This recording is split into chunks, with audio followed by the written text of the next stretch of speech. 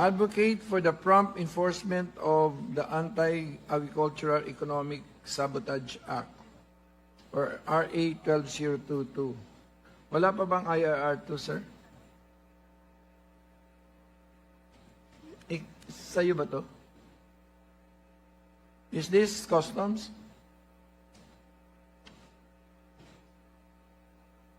Sabihin, nagkaroon tayo ng batas na walang IRR?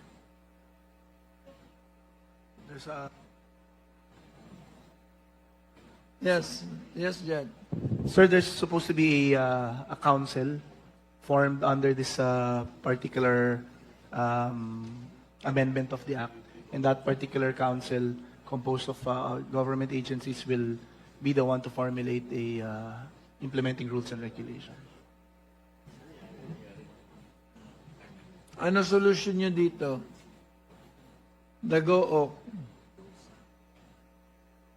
Baka makita ko yung records doon sa plenary, ikaw may pakana ng council.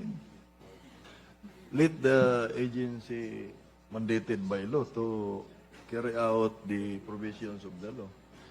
Kahit naman walang IRR yan, halimbawa, kung sinasabi naman yan na yung specific agency ang tinumbok na mag-implement, yung batas mismo ay mahigit pa sa IRR yan. Nakailan pa to? September? Uy, mag-annual ano na siya? Mr. Chair, The DOJ, can you answer? Mr. Chair, nandito. May I recognize Ferginil Biron, my good friend, from way back during my first term as congressman. Somebody from DOJ? Mr. Chair, good morning. From yes. the DOJ, OIC Director Cesar Francisco from the OFC. Sir, the Anti-Agricultural Economic Sabotage Council already met 3 times during this year and has approved the rules of engagement and the rules on enforcement procedure and the seizure of goods as provided under the RA 12022. And it was published, or the resolution was approved last May 28, Mr. Chair, and this is public information na po. And there are already ongoing efforts to enforce the AAES, sir. And the rules were approved by the members, including the DOJ, the Department of Agriculture, the Philippine Competition Commission, and the other relevant agencies, Mr. Chair. So the council, on a per rule basis, deputize somebody to implement a particular, because you're just a council, you're not an implementing agency. Yes, Mr. Chair. The implementation of the AAES is actually lodged on the enforcement group, which is identified under the law. It is composed of the PNP, the NBI, the DOF, and the Philippine Coast Guard. And they will be, they are tasked to enforce this. And the DA was also deputized to implement the law, Mr. Chair. So may kulang ba? Wala. Sir, wala naman po, sir. And the law itself provides that it is self-executory, Mr. Chair. So if you catch it in the seas, is that first border, second border? First, Mr. Chair. Sir? First border, Mr. So you, okay. We have a question from the Zoom. My good friend, Congressman Reyes. You recognize, sir? Good morning, Mr. Chair. No, sorry, I might have been a miscom. I don't have a question. Thank you. Ano daw? Anyway, all I heard was thank you. So that means that's the end. So may we now go to the livestock, poultry, and dairy industries. Next. This is the committee report. We will provide you a copy, but once it's these are the synopsis basically.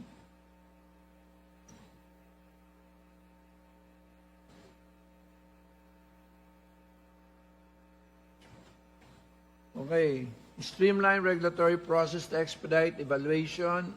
Approval of ASF vaccines for commercial use while maintaining safe and efficacy standards in line with the global best practice. Nasa batas to, sir?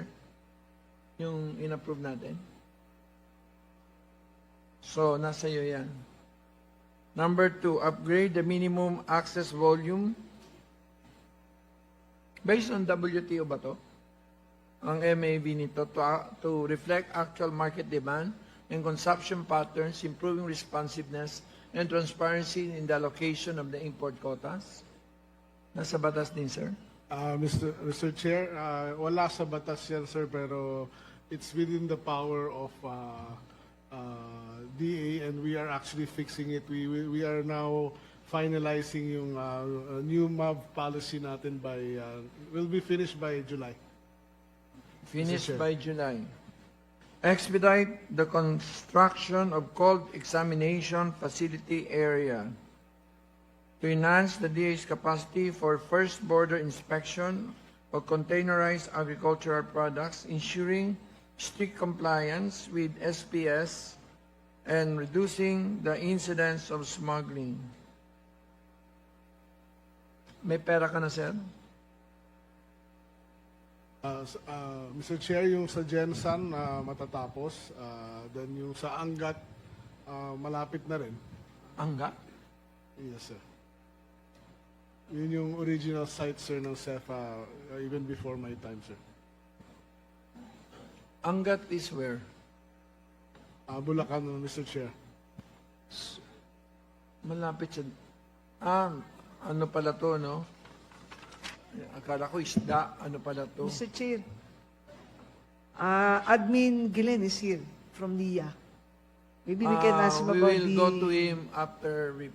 Okay, sige, Mr. Chair. Sorry, Oo. para we can finish this. Sorry talaga. Rice and high-value craft, enhancing support to farmers. Cut high production costs by augmenting the budget of the DA to bolster competitiveness of rice and high-value crop production. 1. Expanding the number of seed certification centers and broadening the distribution of high-yield, climate-resilient seed varieties to improve crop productivity and quality. Sir? Mr. Chair, ang ginagawa ho natin para sa high-value crops, we just started to reorganize everything. Masyadong kalat yung high-value and yung functions ng iba-ibang bureaus and agents, research agencies. So parang gagawin, sir, namin is we will propose something like the Animal Industry Authority na parang structure na gano'n para maging line agency ulit yung... Parang flora and fauna. Yes. Parang Para ganun. malinaw and may accountabilities bawat isa, and we hope to finish that before the end of the year. Thank you, sir. Next, enhancing the research and development and government support to develop real-time market intelligence system and advanced agricultural technologies. Any comments, sir? We totally agree with that statement, and we are increasing the budget for 2026 for research and development. So kailangan talaga, like onions. Our onions, we can produce only, let's say, 4 to 5 tons per hectare, but in China, it's like 8 to 9 tons. So we're putting up a research center in Bongabon, Nueva Ecija, no, for onion research for planting material, among lang others. masaya. Among others, Mr. Chair. From where to where? From how much to how much? From 5 tons per hectare to 8, 9 tons per hectare. I mean the budget. Maliit lang, sir. For the research center, it's about 20 million, sir. 20 million. Prioritizing the allocation of fiscal year 2025 budget and appropriation of FY 2006 budget towards R&D in agricultural technologies to equip farmers with critical market intelligence and real-time data analytics. I think this refers to